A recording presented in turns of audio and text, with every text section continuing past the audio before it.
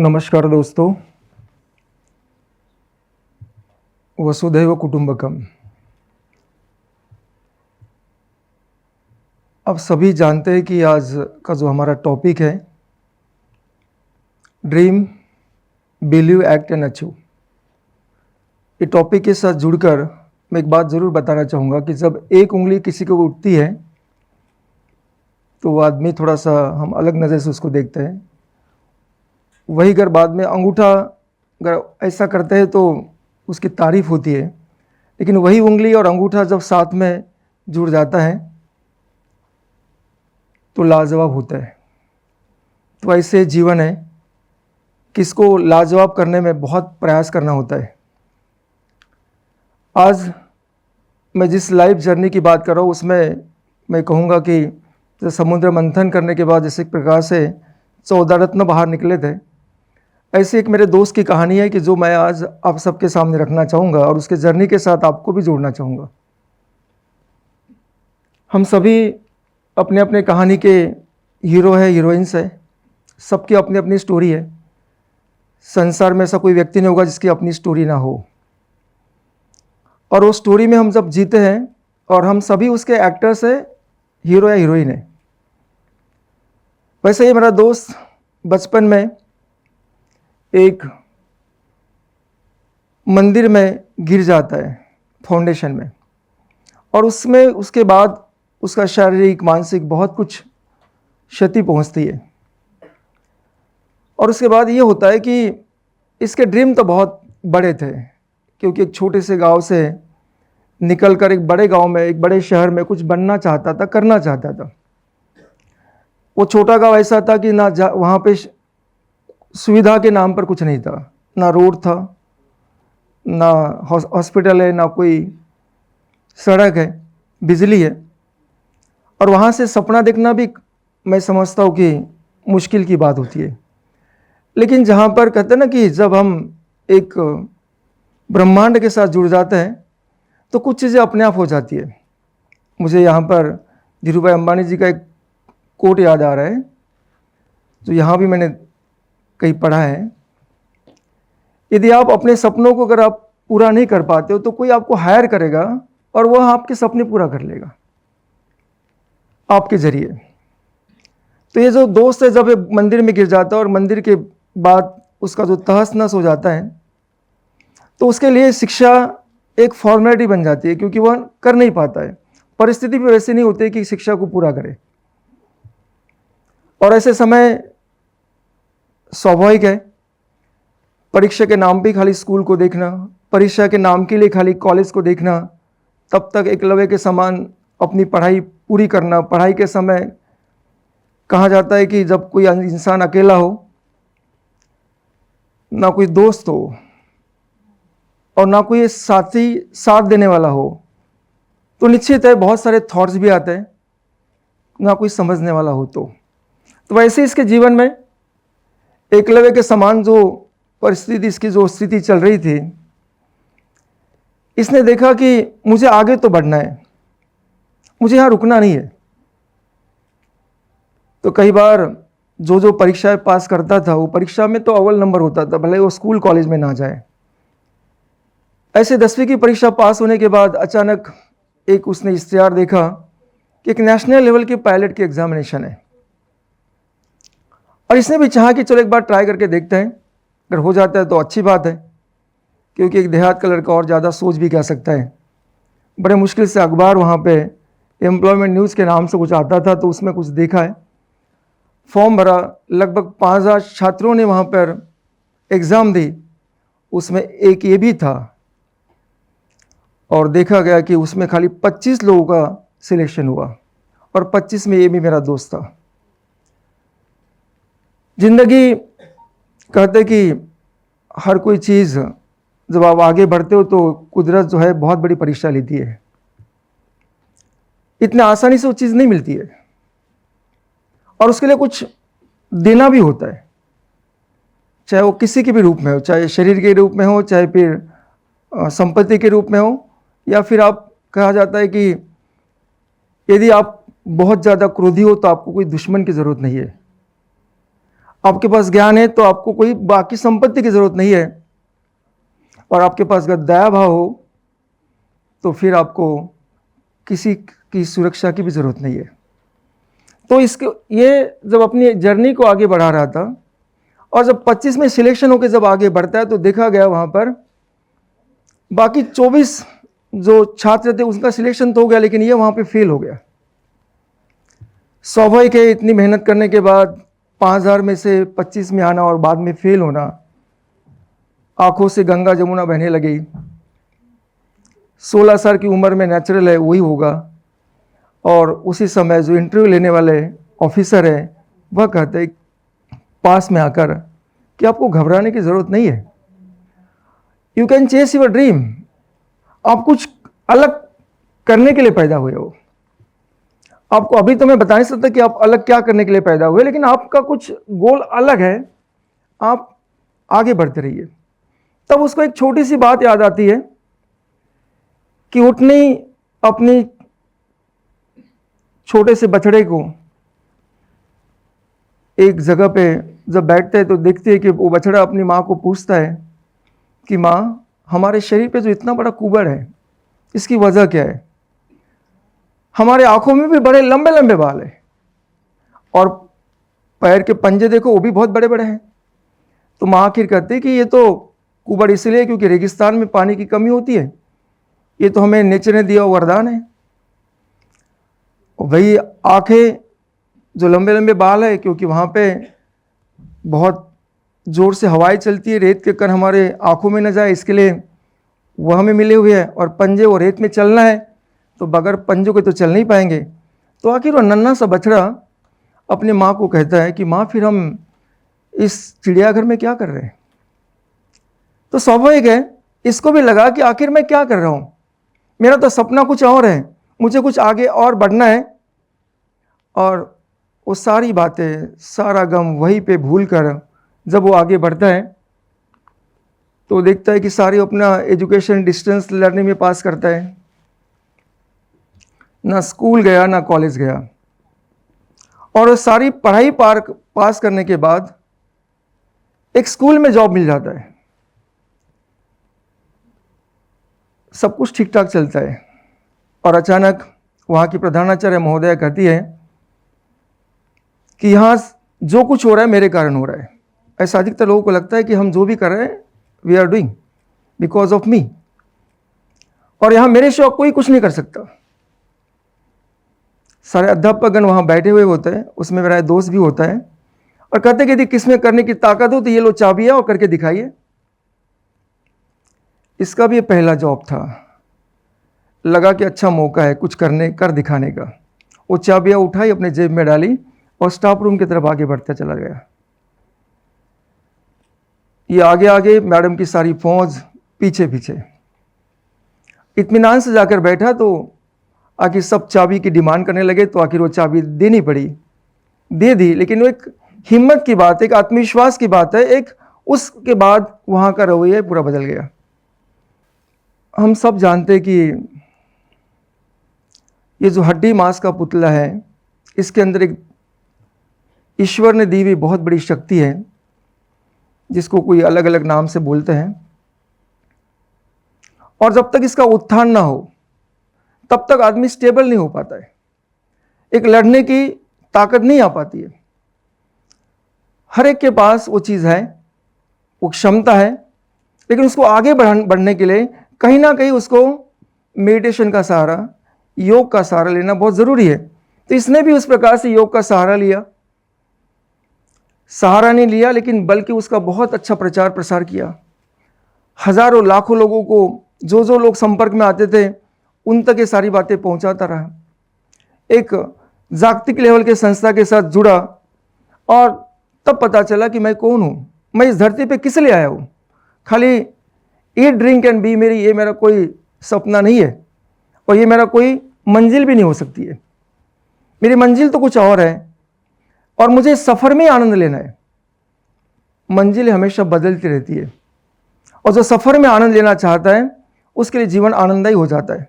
तो उसी प्रकार से इतने सारे संकटों के बावजूद भी इसका जीवन आनंददायी होना शुरू हो गया। दुख कोसों दूर चला गया, जो व्याधियाँ थी वो कोसों दूर चली गई। मैं आप उस दोस्त के जरिए यही कहना चाहूँगा कि निश्चित हम सभी इसका ज़रूर फायदा लें। और उसी समय एक बहुत अच्छी परीक्षा पास करता है, ऑल इंडिया लेवल की। हजारों लाखों बच्चों में से कुछ चुनिंदे बच्चे पास होते हैं, और उसमें ये भी था। और ये जब था, निश्चित है वो खुशी के आंसू, पहले दुख के आंसू थे, अभी खुशी के आंसू में बदल गए। उस समय ये हुआ कि जब कोई चीज़ें आगे बढ़ती है तो कुछ ना कुछ ऑफर भी आती है। एक बहुत बड़े कॉलेज में प्रधानाचार्य की ऑफर आई। आज तक ना कभी स्कूल में गया था, ना कॉलेज में गया था, प्रधानाचार्य बनकर वहाँ जाना था। सारे एकलव्य के समान दूर बैठे सारी शिक्षाओं को अध्ययन कर रहा था। और जब वो चीज़ आई, उसमें उसका एक ही लक्ष्य था कि मैं जहाँ पे रहूँगा, मेरे साथ जो भी जुड़े उन सबका कल्याण हो। जितने कॉलेज में, जितने स्कूल में बच्चे हैं, एक भी बच्चा इस कॉलेज का जॉबलेस ना रहे, उसके लिए कुछ स्किल बेस्ड एजुकेशन, कुछ अलग अलग व्यवस्थाएं करनी पड़े, हजारों कंपनी के साथ टाइप करना पड़े तो भी चलेगा, एक नई व्यवस्था खड़ी की। स्वाभाविक है, जब भी कुछ आप नया करते हो तो रोकने वाली भी बहुत होता है, और वैसा ही हुआ। जो कुछ किया था वह सब कुछ तहस नहस हो गया, यहां तक कि कुछ नहीं बचा। शारीरिक, मानसिक, आर्थिक सब कुछ दिवालापन हो गया। ऐसा दिवालापन कि शायद कोई भी दूसरा हो तो आगे बढ़ने की बात ना करे, हर तरफ से। लेकिन उस समय उनके पत्नी ने कहा कि आपको घबराने की कोई जरूरत नहीं है। हम जब इस शहर में आए थे तो कुछ भी लेकर नहीं आए थे, और हमें जाना भी पड़े तो कोई बड़ी बात नहीं है। लेकिन हमने बहुत कुछ किया है और आप कुछ कर सकते हो। तो इसका ड्रीम था कि उसी प्रकार से एक बहुत बड़ा कॉलेज, बहुत बड़ा स्कूल बनाया जाए, जहां से इसको तड़ी पार किया था। और वह जर्नी से वहां शुरुआत हो गई।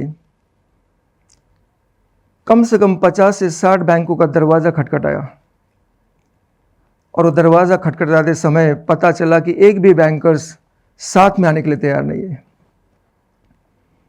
इसकी पूरी ब्लूप्रिंट तैयार थी, लेकिन मॉर्गेज रखने के लिए कुछ नहीं था। बगैर मॉर्गेज के कुछ नहीं मिल पाता है। व्यवस्था ही ऐसी बनी हुई है, खाली भूखा पेट भजन न कर पाए गोपाला। तो ऐसे समय स्वाभाविक है, और वो व्यवस्था को भी हम प्रणाम करते हैं, उनका भी सम्मान करते हैं। तो आखिर कोई ना कोई ऐसे होते हैं कि आपके ड्रीम को चेस करने के लिए मदद करता है।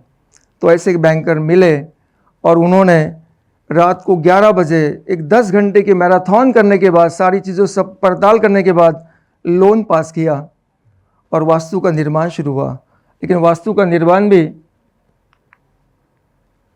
किस प्रकार से, क्योंकि वास्तु जहाँ खड़ी करनी थी वहाँ पे 50 फीट का खड्डा था, लगभग 200 के आसपास झुग्गी झोपड़ियाँ थी, और उसको निकालना बड़ा मुश्किल था। लेकिन कहते ना कि जब ऊपर वाला चाहता है और जो नीचे वाले पूरी शिद्दत से काम करते हैं, तो आप पूरी कायनात आपकी मदद के लिए आ जाती है। वही हुआ। लेकिन जो पैसा मिला बिल्डिंग खड़ी करने के लिए, वो पैसा पूरा जमीन में ही चला गया।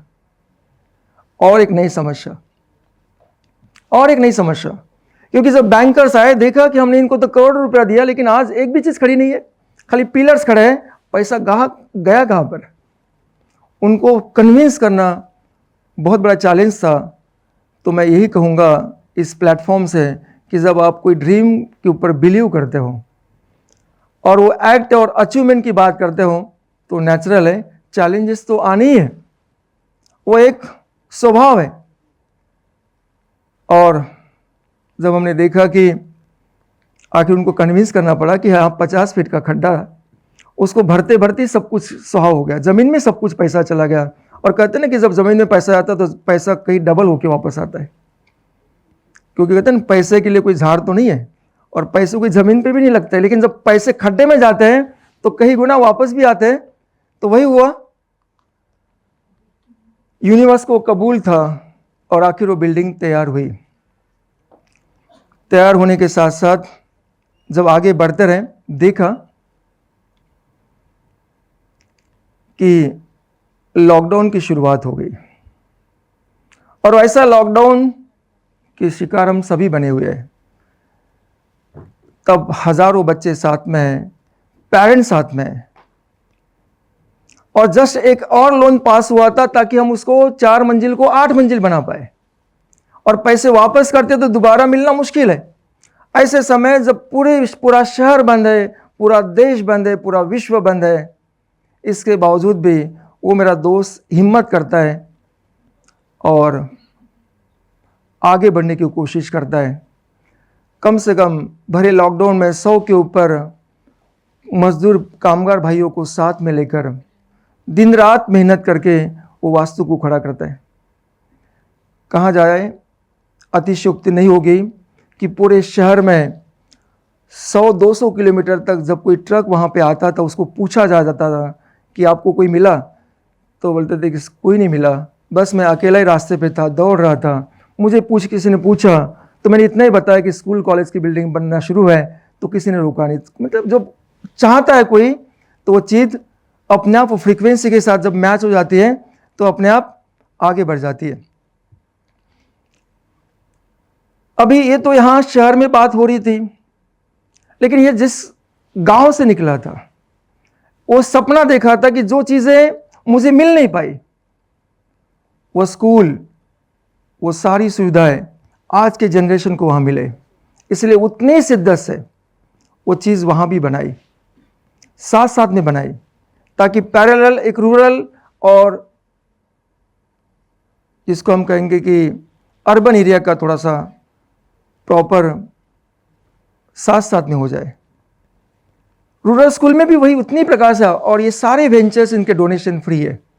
आज एक बड़े शहर में डोनेशन फ्री स्कूल चलाना, डोनेशन फ्री कॉलेज चलाना या वास्तु खड़ी करना, इस इम्पॉसिबल टास्क। और कोरोना के टाइम जब तहस नहस हो गया था, तो इन्होंने देखा कि एक तरफ से हमने मजदूरों की तो व्यवस्था कर ली, पैसे तो हमारे पास हैं, वो भी कर्जे के, उसको वापस भी करना है, तो लेकिन मानसिक स्वास्थ्य का क्या? लोग तो घर में कैद थे, तो 200 के ऊपर अलग अलग सब्जेक्ट से ऊपर वेबिनार चलाए, और ऐसे वेबिनार चलाए ताकि हजारों बच्चों को एक साथ जोड़ते रहा। हाथ में कुछ नहीं था, लेकिन हजारों अभिभावक जो जॉबलेस हो गए थे, उन तक भी खाना या राशन पहुंचाता रहा। इसके लिए एक बहुत बड़ी टीम बनाई, खाना राशन पहुंचाते रहे, चीज़ें आगे बढ़ती रही। और वेबिनार के साथ साथ ये दोस्त वेबिनार और उनकी पत्नी एक इम्यूनिटी पावर बढ़ाने के लिए अलग अलग प्रकार के वेबिनार के साथ एक 5-10 मिनट का वो भी सेशन करती थी। दोनों की यात्रा इस प्रकार से आगे बढ़ती रही कि जीवन एक आनंददायी हो गया। था तो कुछ नहीं, लेकिन हैप्पीनेस बहुत था, खुशियाँ बहुत थी, सब कुछ खोया था, लेकिन एक चीज़ पे बिलीव था कि जिंदगी बचे तो लाख उपाय और खड़ा कर लेंगे। लेकिन आज जो मेरे आसपास के लोग हैं, ये अगर नहीं बच पाते हैं तो ये सब चीज़ों का कोई काम नहीं है। तब चाहे NT-PCR, RT-PCR टेस्ट हो, एंटीजन टेस्ट हो, या पहला वैक्सीनेशन सेंटर हो, पूरे शहर में इसी के वास्तु में खुला। सारे लोग अपोज कर रहे थे कि आप ये क्या कर रहे हो, जब दोस्त को लेने के लिए तैयार नहीं है, कोई व्यक्ति अपने पास बुलाने के लिए तैयार नहीं है, और आप पूरे गांव मोहल्ले को अपने वास्तु में बुला रहे हो। लोगों ने यहाँ तक कि बैरियर्स बनाना शुरू कर दिया, लेकिन ये हारा नहीं। इसको पता था कि जो मैं कर रहा हूँ उसके पीछे इंटेंशन बहुत अच्छा है, और वही हुआ। आगे बढ़ते बढ़ते वो चीज़ें इतने शिद्दत से पाई। तो क्या आप ऐसे दोस्त से आप मिलना चाहोगे? मैं आप सबसे कहना चाहूँगा कि क्या आप ऐसे दोस्त से मिलना चाहोगे? वो दोस्त ये है जो आपके सामने खड़ा है। मैं आप सबसे, वो भी आपसे हाथ मिलाना चाहता है, ताकि आपकी दुआओं में, आपके आशीर्वाद से और भी कुछ किया जाए, और ये जो जर्नी है इसका एंड कहीं पर भी ना हो, और सबके दुआओं के साथ